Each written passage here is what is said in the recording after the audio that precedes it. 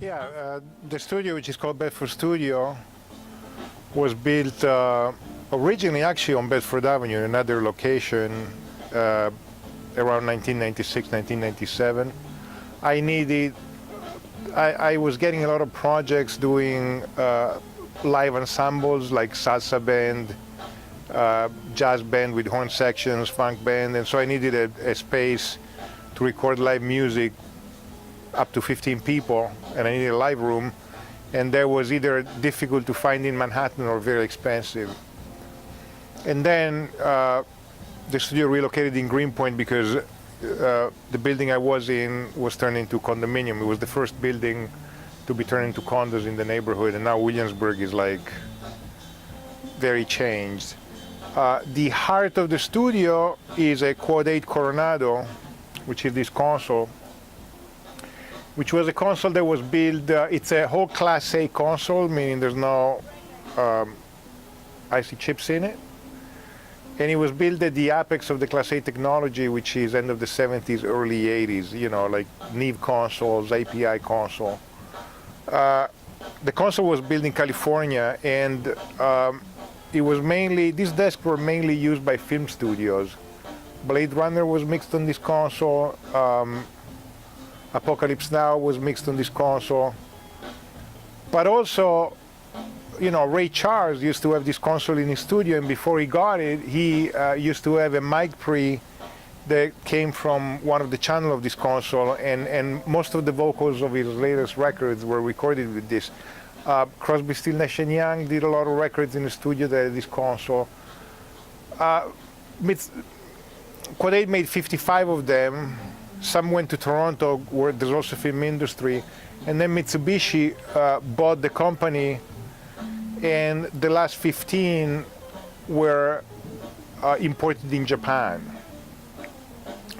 And there was a studio in Tokyo called Cherry Hill Studio, which had this console, and they upgraded to a digital console, and so they got rid of it.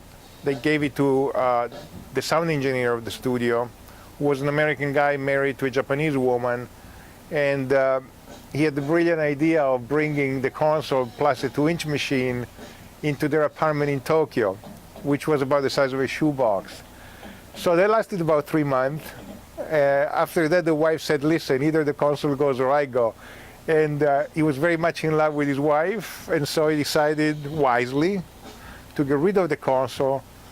And somehow I got in touch with him, and I bought it, and it was shipped from Japan to Newark, New Jersey.